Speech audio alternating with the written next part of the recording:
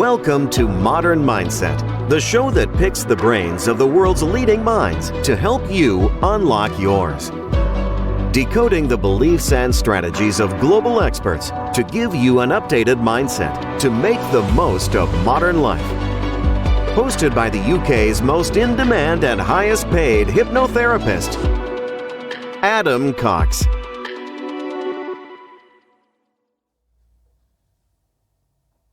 This is Modern Mindset, the show that picks the brains of the world's leading minds to help you unlock yours. I'm your host, Adam Cox, and joining me today we've got Rowan Ramsay, who is a hypnotist, but he also has the UK rights to the Roxiva RX1 device, which is a fascinating device that's behind me. It's just here, just experienced it, and we're going to be talking about it, what it is, how it works, what's it all about, and it's mind-blowing, quite frankly. So Rowan, welcome to the show. Thanks, Adam. Nice to be here. It's great to have you here. Tell us a little bit about your background. You know, I've known you as a hypnotist. How did you become a hypnotist? I think originally I've always had an interest in psychology and how the mind works. And the idea of suggestion came in with my father when he showed us a French drop magic trick when we were kids, sort of hiding a coin and then pulling out from behind your ears. So I'd always had that sort of interest. And then I had a severe crippling social anxiety, and I had someone do a timeline technique with me, and I was like, oh, that's interesting, that's shifted things. So I went off and learned it, and then came back from learning that and worked with my mum's PTSD and cleared her PTSD from my brother's birth, and that was me hooked. I was like, cool, I can create change.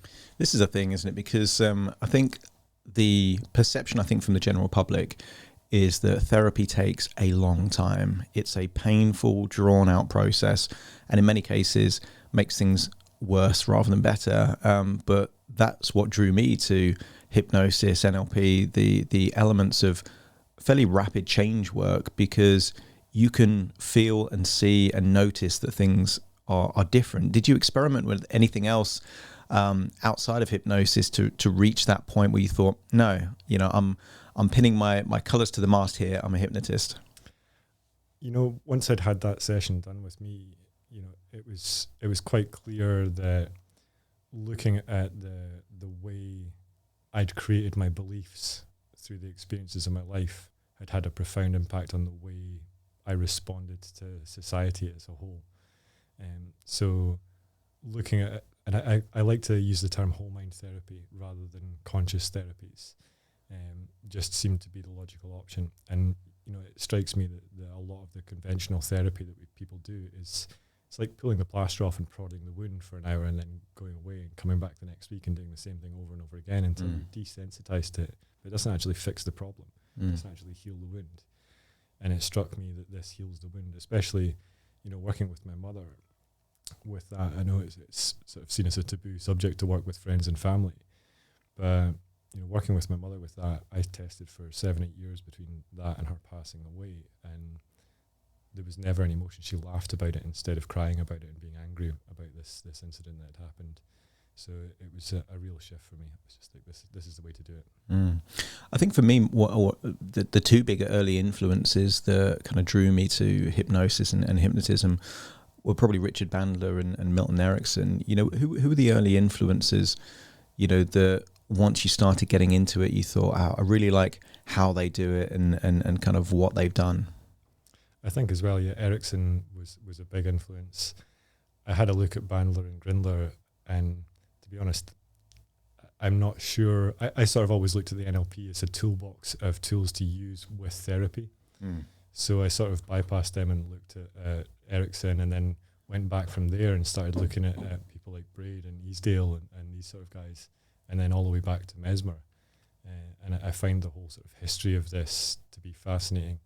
And I think there's certain elements that have been effectively lost by the way it's been adopted. So things like the use of the word hypnosis rather than monoideism and things like that. It's in some ways sort of narrowed the way people perceive this, and also I think caused a certain amount of fear in the idea that there is some form of sleep state happening rather than just a focus of the mind, which is sort of implied by the monoideistic trance idea. Yeah, absolutely. I think there is a lot of fear or worries or concerns. And I think anyone that works in hypnosis that has regular clients has come up with very good ways of pacing that experience and leading them into different kind of viewpoints to educate them as to what it really is, as opposed to what they're frightened of, which often it isn't that at all. In terms of what you tend to specialize in now, because I think, we obviously, host a room on Clubhouse, and one of the things that comes up time and time again is this element of hypnotists kind of gravitating towards particular niches and things like that. What's the area that you feel that aligns very much with your experience, your knowledge, and also a feeling of that's your kind of purpose to kind of make a difference in the world? I think it's sort of been around trauma, but it's not really trauma. It's I was speaking to Jay Arnott the other day about this. It's beliefs and belief, and he pointed something interesting out, this idea that beliefs and belief are different. And a lot of the stuff I do is working on the beliefs that someone has stored in their unconscious. And I've sort of looked at this over the years, and it strikes me that there's almost like branches of a tree coming out from a really simple, generalized belief that happens when our grasp of language is quite sort of childlike. In those imprinting years, we make these beliefs like, I am bad, or nobody loves me. And then there's more complex beliefs are sort of pegged onto the back of those beliefs. So if we can go back to those initial sensitizing events, real or imagined, and look at those beliefs and allow the unconscious mind to change those beliefs through parts therapy or like inner child informed child's work, things like that, then we gain this ability to cause a ripple that goes through the whole timeline. So I think that's where my real speciality and niche is working with those beliefs, and they're quite often the beliefs that are involved in trauma and things like that. So. And I like the metaphor of ripples. I use one which is the House of Cards metaphor, which is if we can go back to the very fundamental foundation of all this other crap that kind of came after, this initial belief, it's got nothing to hold on to. They all kind of collapse at that point. In terms of your interest or kind of connection with the Roxiva behind me, how did that come about? So it was actually after my father passed away. He passed away in 2013, and then in 2014, due to the sort of stress of dealing with everything after that, I shut down my immune system and got a fungal infection in my lungs and got really ill. And I went from being effectively penniless and homeless and jobless to owning my own flat in 6 months. And I'd come across Vipassana meditation, and it was something that was missing in my father's life. He always said he lacked the discipline to sit down and meditate, and I could see that lack of discipline was a problem with me as well. So I was looking for ways to find this, and I came across a documentary on the Lucia number 3 lamp back then on Vice, and I got a demo from one of the guys that came up with the Pandora Star machine, and I was blown away by the shift. It was I didn't notice a lot at the actual time, but the 3 or 4 days afterwards, my brain was just calm, and things weren't triggering me the way they had before. So I bought one the next week. And I bought that about the same, it was about a month after I bought my house. And I still class it as being a better purchase for my mental health than buying my house, because the house has been nothing but stress. But And how often do you use it? So you have this machine behind, okay, and how often do you use it, and what do you use it for? Because, I mean, if we look at this as a therapeutic device and we're comparing this device with, let's say, a therapy session, normally in a therapy session you would have some kind of particular intention or outcome, some kind of shift that you're expecting to make. Do you have to prime yourself, with the device and say, right, today I'm thinking about how I react to criticism, or I'm going to think about today of, certain memories that still bug me? Do you have to kind of almost do the pre-talk and the mental preparation yourself, or do you just experience it and let it do whatever it needs to do? I think, that's quite a complex question to answer. One of the chaps that writes the programs for this, Lance, he does audio hypnosis tracks as well to go along with it. And that's something I do as well. I record my own sessions to go along with it and use it with clients in that respect as well. And what this light really does is it creates a novel state within the brain. So it creates a one-time state where the brain doesn't really know what's going on, so it can't run the default mode network. So it effectively puts us into quite a profound sort of one-time learning state anyway. And light's interesting because light is effectively photons that are converted into electrons by the retina, whereas all of your other sensory information goes in and uses your own body's electrical system.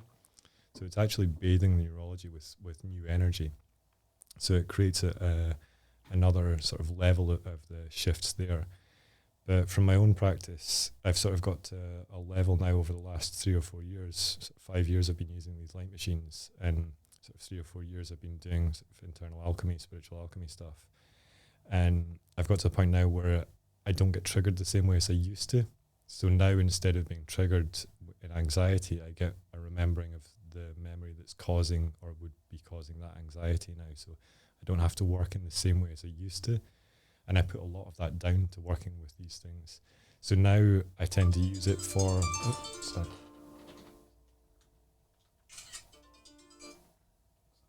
That's all right. Yeah, one of the things I use it for now is basically insomnia.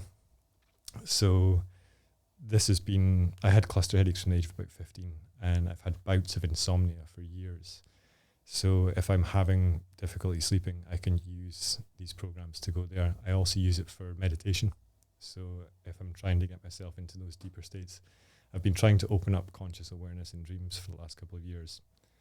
And using this, we can take ourselves into that space of being in the edge of dream space.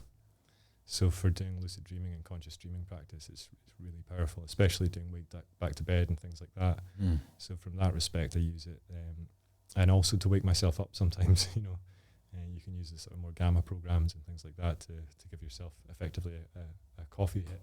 Yeah. Something like that, you know. No, I got a sense of that from that very brief kind of introduction to it, that, you know, in hypnosis, in meditation, in lots of different things, obviously your brain waves, you know, change the frequency and you get a sense there. I mean, does it work just based on mirror neurons and, you know, because the frequency of the lights and the sound are a certain amount, that you match that through necessity just because it's synchronizing? Or it's sort of like that, yeah.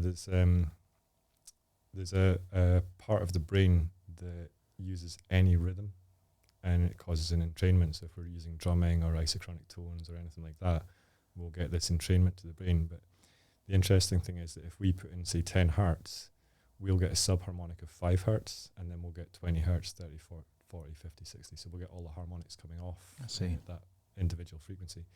So if we put in, say, 10 hertz and then boost 40 hertz, that's a harmonic of 10 hertz. So it's going to create a subharmonic of 20 hertz and harmonics of 80, 160, so on and so forth, all the way up.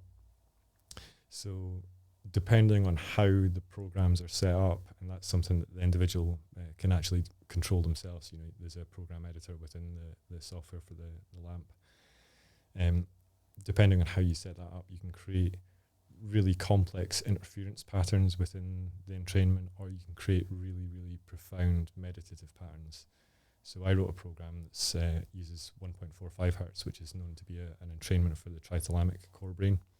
And then it brings in harmonics in theta, alpha, and gamma. And that produces a state that I would say is very similar to a really, really deep meditation. It would normally take me a couple of hours to get to, and it just turns it on. So it's quite an interesting... And you mentioned lucid dreaming and that kind of stuff. Since using this device, have you noticed any more control or influence over your dreams when you're not using the device, or does it pretty much only work when you've got the lights kind of flashing in your eyes? No, it's something that, you know, what fires together wires together. So the more we use our brain in new and interesting ways, the more the neurology starts to shift and change. And this is actually something that ties into the multidimensional mind. I don't know if you've come across this theory that our minds work on something like 11 dimensions. And when I first came across this, it was the whole sort of, you know, spiritual aspect of it was being sort of touted that this was a proof that our minds are connected to the universe and multidimensional in this way, but it's not. It's actually the the way the connections are laid out within our mind starts off in 2, 3, 4, 5 dimensions. And it appears that they actually create almost like the platonic solids in arrangements of connections within our brain. So we start to be able to process information in different ways as our brain starts to rewire itself in these more multidimensional ways. And the more our awareness can handle those deeper states, quite often someone will just have a blank if they're in one of those deeper states and they won't remember it at all. But after training, you can get to the point where you can remain aware. And I think this sort of ties into the idea of the awakened one being able to stay awake or aware through sleep, through dreams, and through the doorway into death as well, supposedly. Real or imagined. Oh, absolutely. And who is this device for? Because I mean, you mentioned a price beforehand. Approaching like £4,000. So is this just for very rich retired people that just want to spend their money? Is it designed for therapists or practitioners that could use it in lots of different sessions? Who is this device for? My personal opinion is it's for everyone. I think that the price tag, I paid full price for my first device, and then I went on and bought another 4 of them to work with clients with and do group events. And the amount of money that having a mind that's not working effectively costs us on a day-to-day basis, with lost time, with anxieties, with stresses, I think amounts to much more than the cost of one of these devices. And it's really, if we look at it in simple terms, if you had the money in the bank, the people that are buying it are a combination of 2 types just now. We've got people that are running practices, people that are running flotation businesses, things like that, hypnotists, sound therapists are using it alongside their gong baths and things like that. And also probably about a third to half of the people that are buying it are just buying it for their own use, for their own meditation practice, things like that.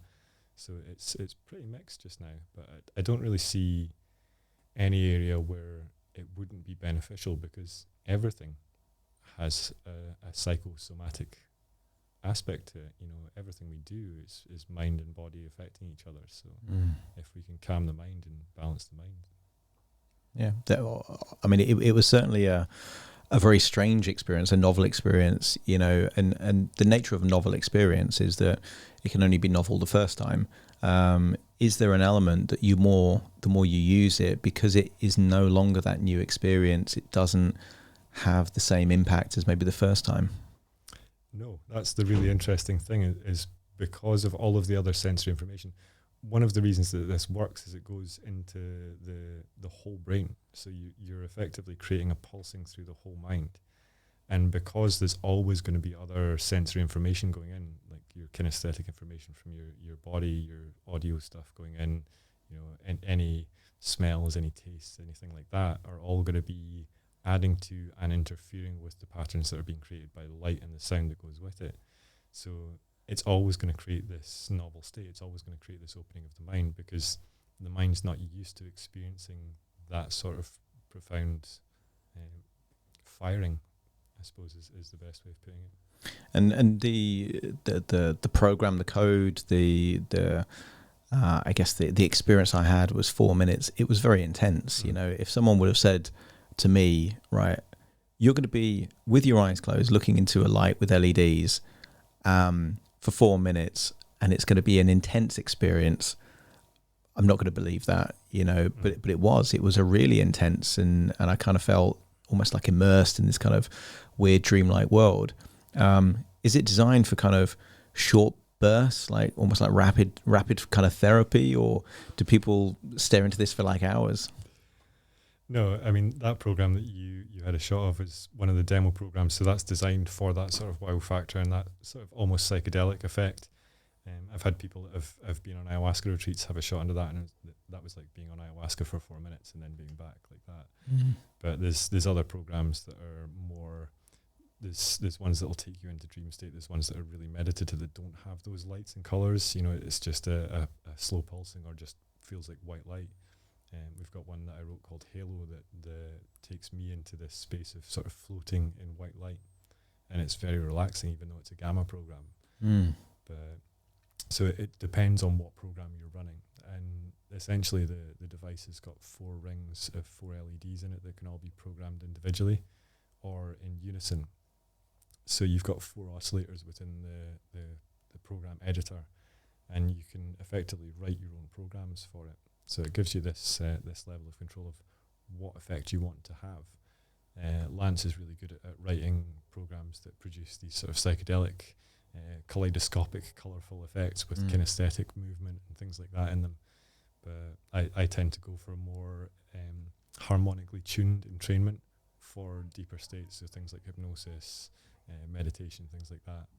So you've got a lot of variety within what can be done with like basically anything that you can think of between 0.1 hertz, I think, up to 200 hertz can be programmed into the lamp.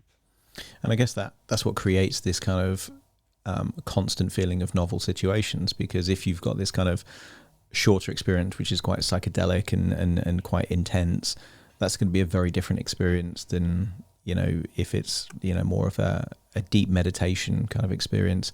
We're going to do a demo. I'm going to talk through what I'm experiencing while I'm experiencing it. What you know, the previous one was that kind of intense psychedelic. What's this next one going to be? We can give you Taking Flight if you want. It's a little, I think it's 10 or 11 minutes, and it takes me into that edge of dream space.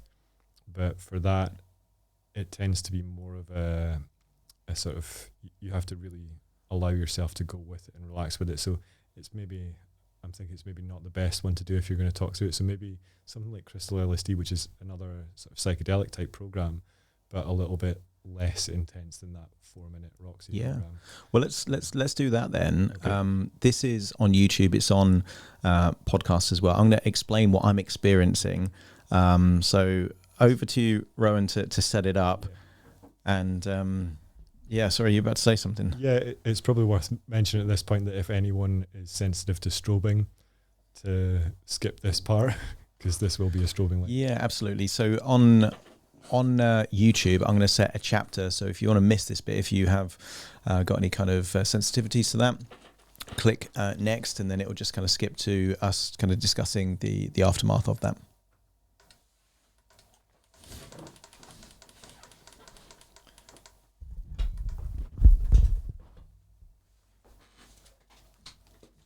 Yeah, this is 14 minutes, if that's okay. Let's give it a go. Yep.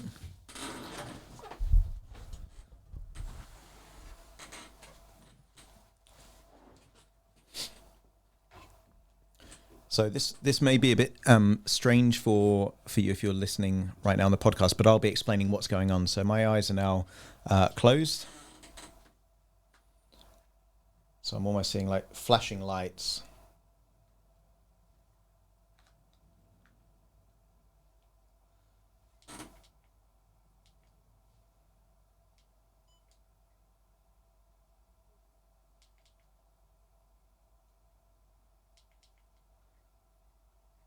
So although I think it's just white light kind of flickering at me, it's almost a sensation of reds, blues, greens.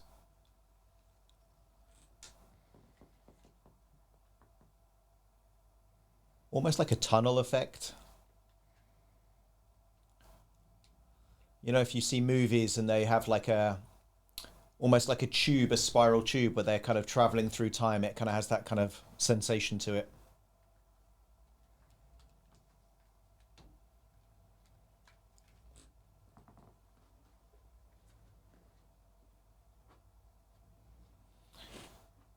So what was before almost like lots of small bubbles is now almost like spirals spinning around.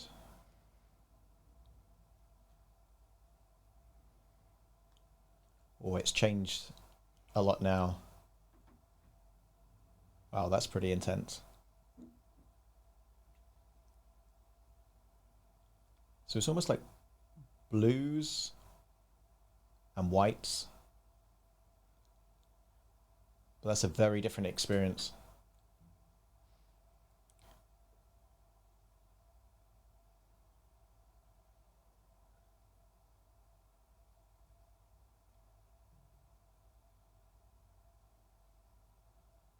So I can feel my eyes flickering from side to side, almost like REM sleep. And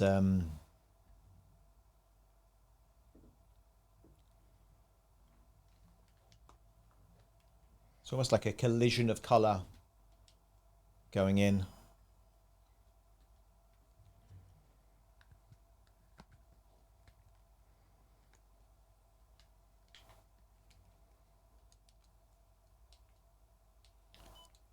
Wow, okay, this is almost like even more of a kaleidoscope kind of experience than it was before. Almost like lots of swirls and spirals and stars.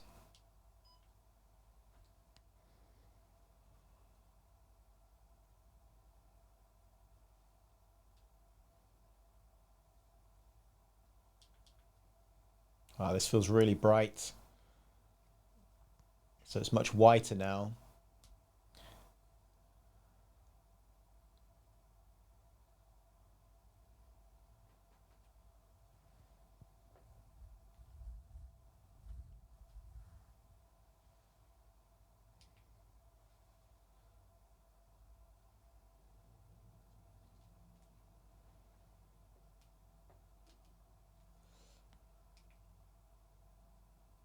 So again, it's got almost like a pulsating kind of feeling. Um, Almost like grids. I can see grids in front of me.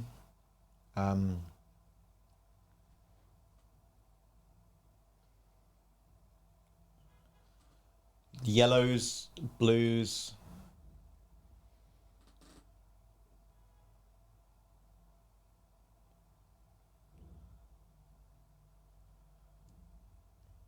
It's weird. I can get a huge sensation of color, but when I try and look at the colors, they almost have no color.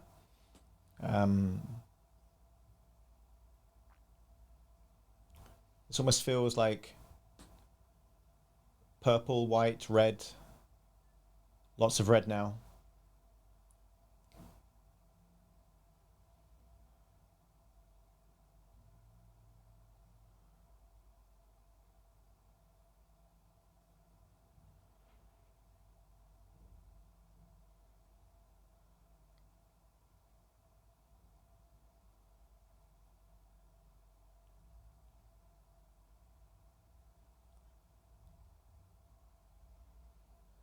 It's incredible about the speed at which everything changes. You know, when people talk about seeing their life flash between their eyes, this is how I would imagine it to be, like very high frequency of different kind of images coming to mind. The images here are kind of like colors rather than memories, but yeah, very rapid.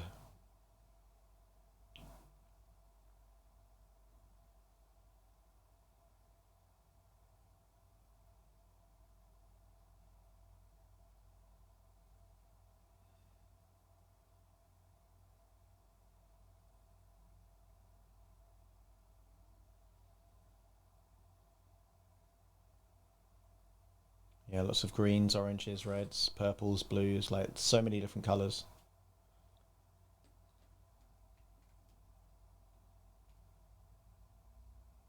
Again, it has that three-dimensional feeling. So although consciously I'm aware that I'm sat in a chair by a table, it has this element of feeling like I'm floating and moving forwards.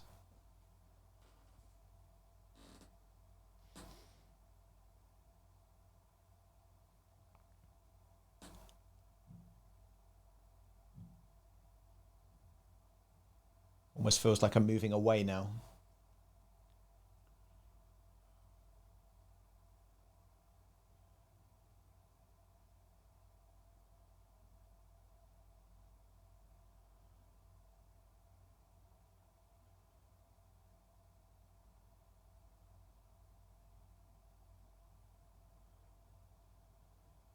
It's almost like a rotating feeling now, like this.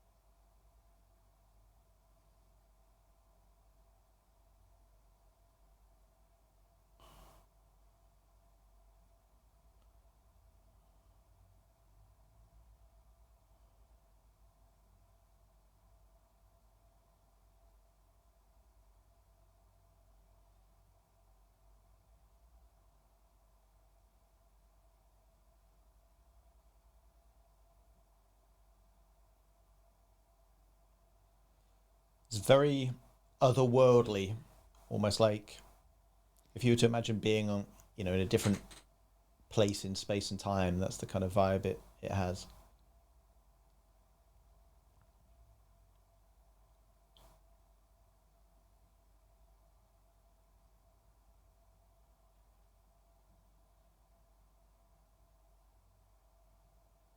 It kind of feels like I'm hurtling through a tube in time, almost like that metaphor of like a wormhole. You're transporting, to somewhere else.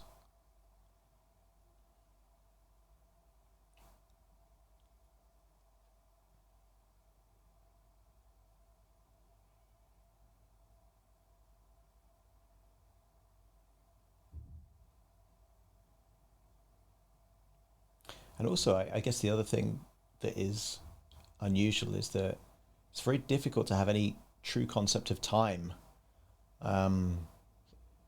So I'm sure people experience high levels of time distortion when they use this. I have no idea of how much time has passed.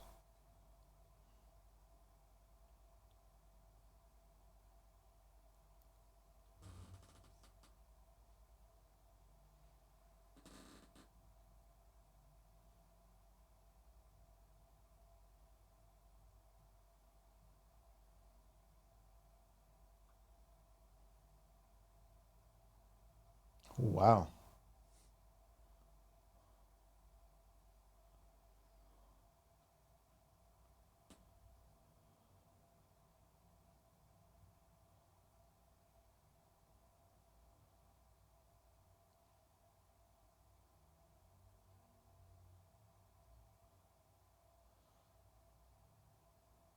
Yeah, really intense colors there.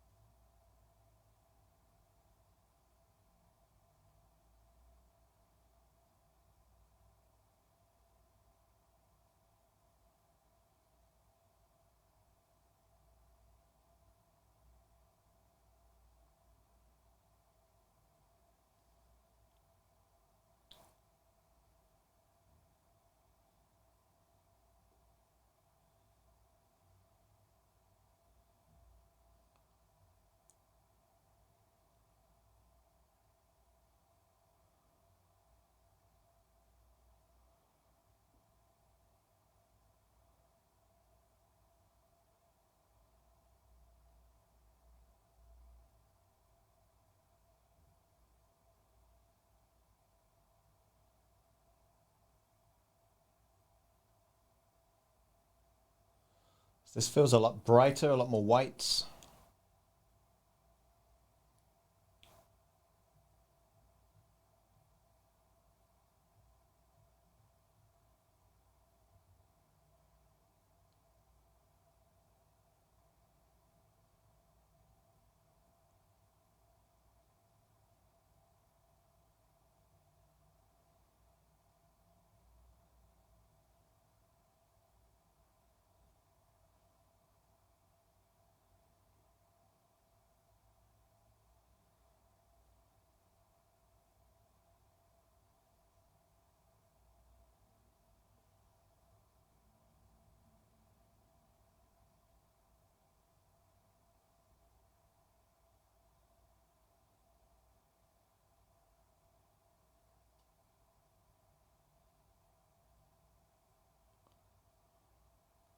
This has much more of a strobe-like kind of feeling to it. A kind of.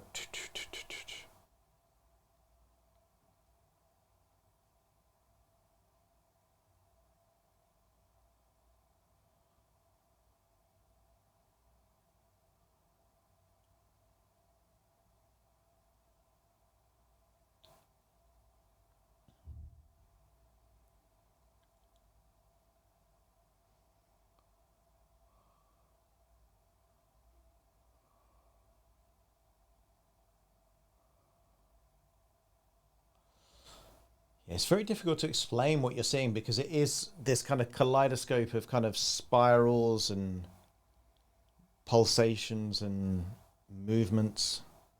But it certainly feels three-dimensional. It's not like it's here. It's kind of going outwards.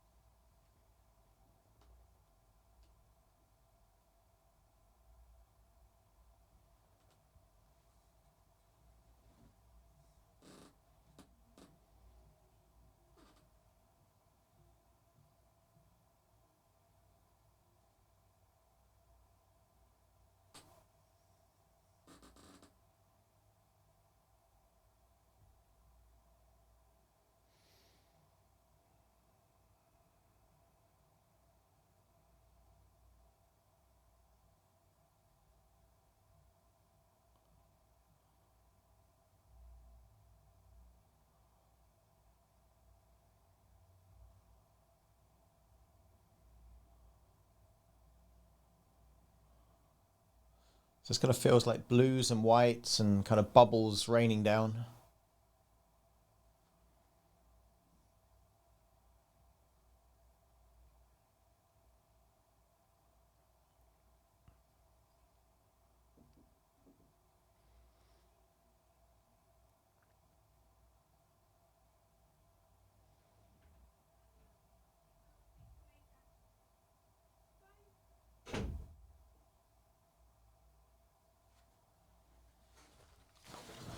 Yeah, that was really mad.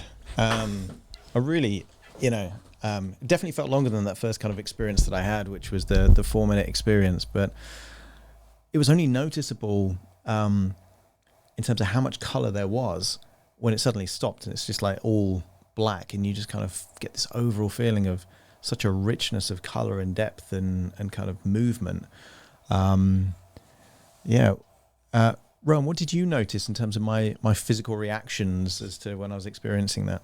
I think the fact that you've been able to explain what was going on through that is going to have held you out of the depth that it could have taken you to. Certainly towards the end, there was a few pieces that anyone watching will be able to see. You're almost going into what looks like a cataleptic sort of phase where your mouth's slightly open and you're quite clearly sort of engrossed in your inner world. So, over and above those moments of you pausing and I'm assuming being sort of lost for words to a certain extent with the intensity of it, it seemed to be the more intense parts of that program that were causing that sort of effect within you. But that was 15 minutes. Yeah, and I've got no way of comprehending if it felt like 2 minutes or felt like 2 hours. It's such a weird thing because normally, I guess in reality, you've got certain kind of structures of time that you can kind of link to certain things, but that is nothing like what you would normally experience. So there is no element of saying, okay, so even in hypnosis, if you're using a metaphor of walking down a beach, you've still got an internal time representation of what walking would take, if that makes sense. Yeah. Whereas in this, it's just light converted into a kaleidoscope of colors that you've got no frame of reference to, as to how long that should last or take or anything like that. And typically, what kind of reactions do people have when they experience it for the first time? It's always a state of awe, I think, is the best way of putting it, because no one really expects light to do that. And it was the same with me. The first time I experienced using one of these light machines was, I was like, what light's going to do what to my brain? And then you experience it and you're like, oh, okay, yeah, that's different. And it really does create this profound state. And you know, as you mentioned before, this novel state that appears in the mind, because you can reprogram this in infinite ways, you're never going to be in a state where that gets to be something that the brain knows. You can always adjust the sequences. But I guess also in the same way that people have a favorite movie or a favorite song that they choose to listen to again and again, you know, if you have got certain experiences with a certain program, a certain pattern, you know, do you find that people have almost like their greatest hits that they go to again and again because it reliably creates a certain state in them? Yes, I mean there's, because of the way the brain works, and you know, things like REM states have more theta frequencies, and so if you take your brain to that theta frequency range, you're more likely to have dream visuals starting to appear. If you pull through beta, you're more likely to get the sort of the psychedelic kaleidoscopic color stuff happening. The sort of theta delta border with gamma frequency bursts all produce a sort of almost sleep state, and the gamma will create the lucidity. So we can sort of control to a certain extent what the brain's going to be doing as a result of experiencing the light. So in that respect, I mean, I've got a program that's Pine 30 and Pine 60, so it's 30-minute and a 60-minute version of the same program, and it's designed based on the frequency listings for pineal activation. You know, whether they're accurate or not, it seems to have a profound effect, where if I use that before I go to bed, I'll have more lucid dreams that night. So, you know, we've certainly got this sort of experience, and you know, you were mentioning this time distortion. Anyone that's done lucid dreaming practice or astral projection practice will know this is fast, slow, and it's that period where you start to go into that sort of dream border, the hypnagogic, hypnagogic phase, where time becomes fast and slow at the same time. You can't really tell how quick it's gone or how slow it's gone. So it's this sort of idea of fast, slow. So yeah, there's certainly favourites of mine that I use, and I know most of the people I've spoken to that use this have got their own favourites. So. And when you check into people, you know, maybe, I don't know, 6 months, a year after having it, is it the case that, you know, when people buy a new bit of exercise equipment, all excited, they use it loads and loads for the first few weeks, and then eventually they just hang their wet washing on it, you know? Or is it a case that the more people use it, the more they want to use it? I think it's definitely the latter. Most people tend to, if they're using this, they've bought it, you know, it's quite an expensive piece of kit, so most people tend to buy it and use it. Probably for that reason alone would be enough, but there's definitely this, the people that have invested that sort of money in their mental health, in their cognitive development, tend to be on a path where they will use something like that. So whether it's for a meditation practice, you know, if you use this daily alongside your meditation practice at the same time every day, at the same place every day, you'll start to get that sort of kinesthetic anchor with your meditation location, and the sort of the suprachiasmatic nuclei within your brains connected to ganglion cells, and it's that crossover point of the optic nerves.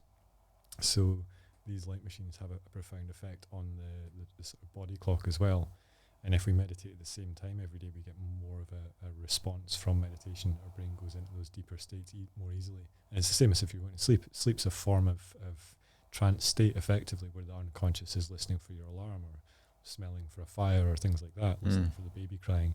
So that the unconscious is listening and ready to waken the conscious mind up if it needs to.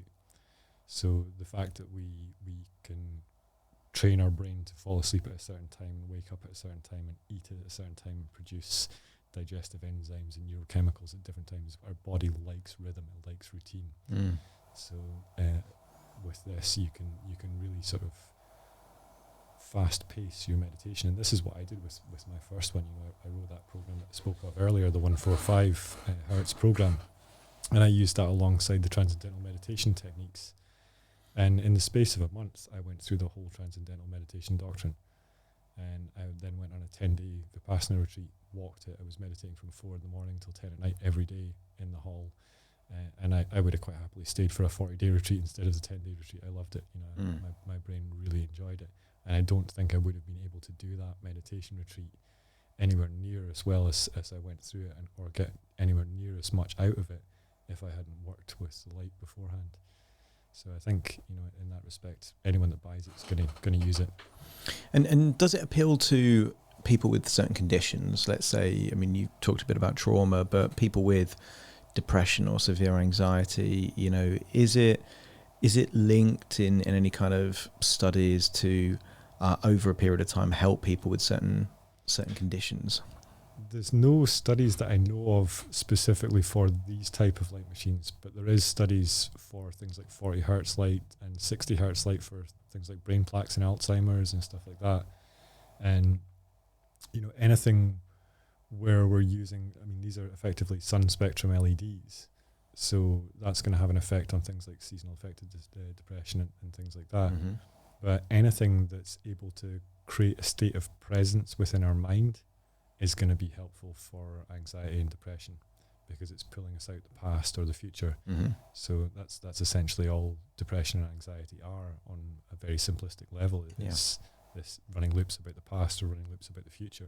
So if we can install a state of presence through meditation, through these sort of devices, then we can train the brain to be able to hold that state of presence for longer periods of time. That makes sense, and I can certainly, from personal experience, see how it would get you firmly in the present. It's kind of not conscious mindfulness. It just you are mindful because everything is a new experience, and you're not sure what's going to happen next, and the intensity of the lights keep you very much in the present.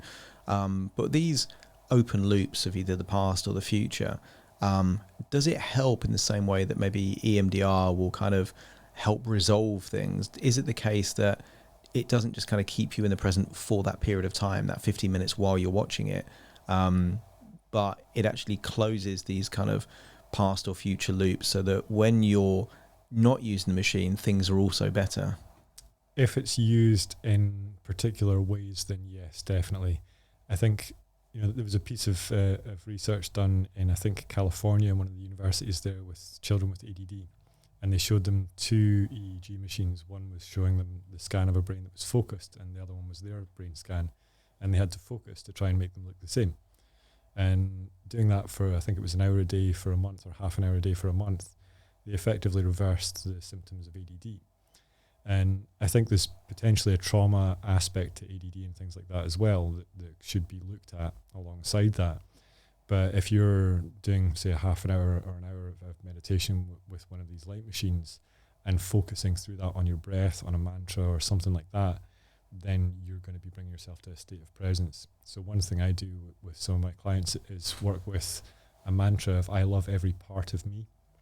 And I think that's a really powerful mantra, especially if you've already explained the idea of parts within their mind, Mm-hmm. as well as parts within their body, and the idea that their entire universe is effectively within their own mind and being created within the different sort of areas of the brain based on the sensory information that's coming in.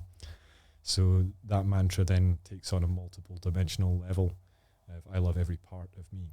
And it starts to bring them to that state of presence, but also a state of acceptance. Absolutely, because I'm assuming there, there's ambiguity. It's kind of like every physical part, every kind of emotional part. If you have this kind of concept of 50 to 150 emotional resourceful parts within your unconscious mind, then every part of those is loved. And I think at some level, I've done lots of parts therapy with clients. There is this feeling of they've been rejected or unwanted or kind of discarded in some way, that they've had their function, their purpose, maybe in childhood, and now they're not needed anymore, but they still are highly resourceful. They're playing a part. So that mantra of, I love every part of me, helps to kind of build bridges with kind of these parts that may feel neglected or rejected and rebellious in some way. If someone's interested in this machine and they want to think, either for personal use, or maybe they're a hypnotherapist, they're a therapist, they could use it in their practice, how do they learn more about it? How do they reach out to you? They can reach out via the website, and we can either get them a demo with someone around the country that's already got one of the devices, and if it's other people that are offering the demo, then we would expect that session to be paid for, but then we would give them a discount off their price if they did go ahead and buy one. I see. So they'll get that money back for the demo if they wanted to. Or I can come around and give them a demo, but I'm happy to have a Zoom chat with anyone that's interested in this technology. I think it's changed my life working with light, And I think that it's got the potential to really help a lot of people. So happy to talk to anyone about it. Excellent. And give us the best website to go to, or the best contact details for someone to reach out to you. So it's just rowanramsay.co.uk. rowanramsay.co.uk. So we'll make sure that is in the show notes to the podcast, but also on YouTube as well. So, and if you are listening on the podcast, check out my YouTube channel. Just look for Adam Cox and Roxiva. You'll see this episode, and you can see, not what I was seeing because I was experiencing it, but you'll see lots of light, I'm sure, firing at my face and get a sense of what this machine looks like, what it's all about, and that kind of stuff. In fact, what I'll do, I'll have a link to the YouTube version of this episode on the podcast. So if you are listening in audio format, you can actually see this video and get more of a sense of what it's all about. Rowan, thank you so much for joining me on the show today. No problem. It's probably worth just mentioning as well, go to roxiva.com, roxiva.com, because there's other reps for around the world. So if you're not in the UK, then check out the website and find a rep for where you are. Yeah, very good point. Half my audience is in the States, so roxiva.com. So if you're not in the UK, check that one out. And if you are in the UK, check out rowanramsay.co.uk. Yeah. Perfect. So Rowan, thank you so much for joining me on the show today. Thank you. And to you at home, thanks for joining me on Modern Mindset. See you again soon for more. Thank you for listening to Modern Mindset with Adam Cox. To automatically receive the latest episodes, please subscribe. If you'd like to support the show, please share this episode with just one friend you think it could help. And if this episode helped you, please leave us a 5-star review. Modern Mindset, picking the brains of the world's leading minds to help you unlock yours.